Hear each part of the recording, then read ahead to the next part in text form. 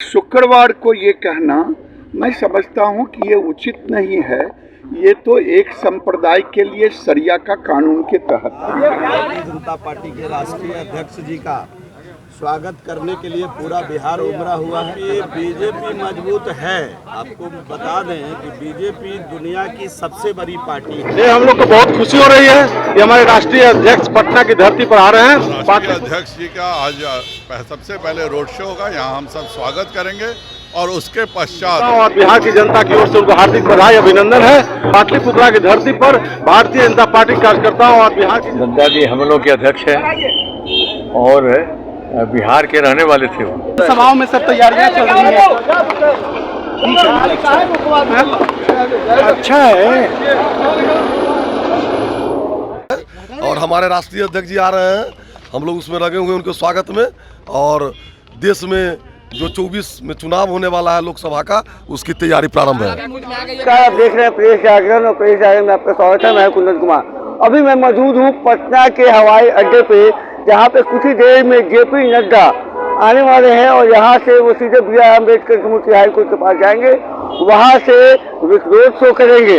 उनके स्वागत में जो है बीजेपी के तमाम बड़े नेता यहाँ पे मौजूद हैं। हम अब देखेंगे कि कितने जो नेता आ रहे हैं उनको हम आपको सुनवाएंगे।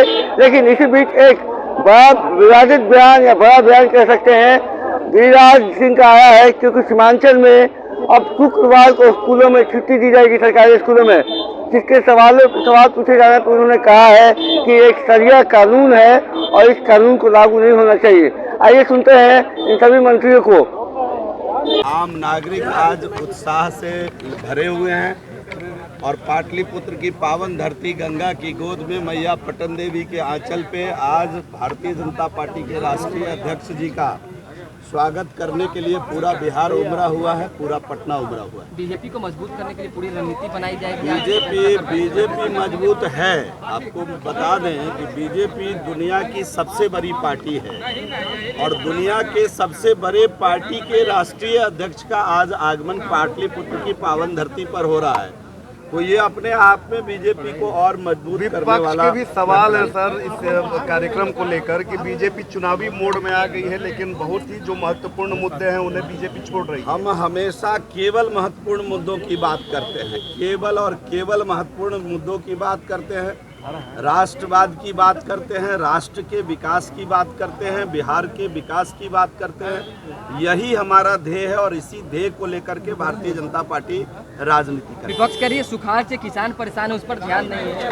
छोड़कर सभी नेतागण आ चुके हैं और राष्ट्रीय अध्यक्ष जी का आज सबसे पहले रोड शो होगा, यहाँ हम सब स्वागत करेंगे और उसके पश्चात हाईकोर्ट के सामने आम्बेडकर जी के, भारत रत्न आम्बेडकर जी के मूर्ति पर माल्यार्पण करके वहाँ से एक रोड शो होगा जो जयप्रकाश जी के गोलंबर पर जाकर के मूर्ति पर समाप्त होगा।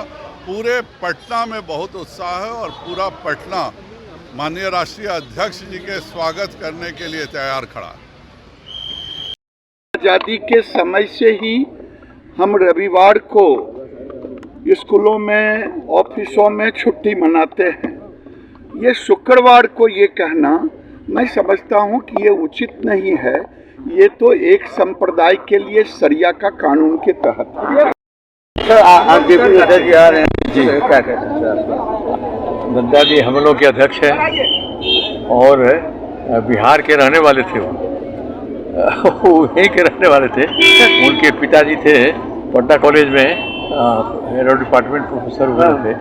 हम लोग मेडिकल कॉलेज में थे, तो जब कोई गड़बड़ हो तो वही आते थे हम लोग के यहाँ। तो और नड्डा साहब तो बिहार को पूरा जानते हैं और आए हैं, उनका स्वागत है और अच्छा ही रहेगा, बहुत बढ़िया। तो सीमांचल में सर शुक्रवार को छुट्टी होने जा रहा है स्कूल में सर, रविवार के बाद में क्या करेंगे सर? सीमांचल में सीमांचल के एरिया में सर बिहार में शुक्रवार को छुट्टी होगी सर। सुनिए ना, ऐसा है ना, अब निकलने वाला है तो गाड़ियाँ इधर लगा लीजिए, इधर लगा लीजिए, इधर लगा निकलने वाला। पूरा भारतीय जनता विपक्ष के सवाल भी ले लीजिए। विपक्ष का कहना है कि अभी जो है किसान सुखाड़ से परेशान है, कई जगहों पे बाढ़ से परेशानी है, इस पर सरकार ध्यान नहीं दे रही है। विपक्ष वैसे ही उनका काम में है बोलने का। अब उनका कलेजा फटने से कुछ नहीं होने वाला है। विपक्ष का कलेजा फट रहा है। और हमारे राष्ट्रीय अध्यक्ष जी आ रहे हैं, हम लोग उसमें लगे हुए उनके स्वागत में। और देश में जो 24 में चुनाव होने वाला है लोकसभा का, उसकी तैयारी प्रारंभ है। नड्डा जी आ रहे हैं पटना में, कैसा लग रहा है सर आज? ये हम लोग को बहुत खुशी हो रही है कि हमारे राष्ट्रीय अध्यक्ष पटना की धरती पर आ रहे हैं। पाटलिपुत्रा की धरती पर भारतीय जनता पार्टी कार्यकर्ताओं और बिहार की जनता की ओर से उनको हार्दिक बधाई अभिनंदन है।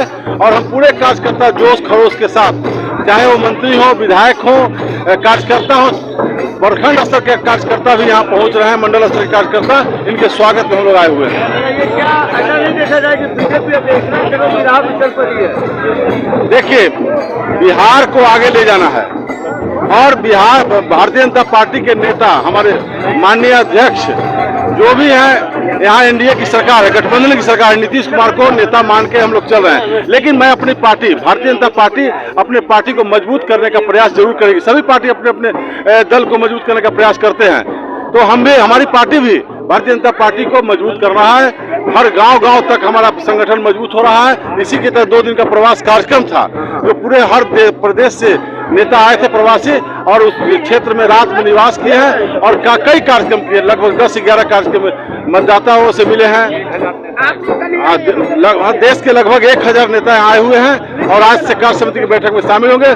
2 दिन वो मंडल स्तर पर गए हैं, प्रखंड स्तर, कॉन्स्टिट्यूंसी स्तर पर गए हैं और वहां जाकर के वे बूथ स्तर के कार्यकर्ता से मिले हैं, पन्ना प्रमुखों से मिले हैं, जो वहां का मठ मंदिर वहां गए हैं, जो सरकारी केंद्र प्रायोजित कार्यक्रम हो रहा है उसको देखने के लिए गए हैं और मंडल स्तर पर बैठक की है और यहाँ अपने प्रदेश के विकास के बारे में यहाँ से लोगों को रूबरू कराए हैं कि वहाँ हमारे यहाँ क्या है, और यहाँ के सभ्यता संस्कृति देखकर बहुत खुश है और आज वो कार्य समिति की बैठक में शामिल होंगे।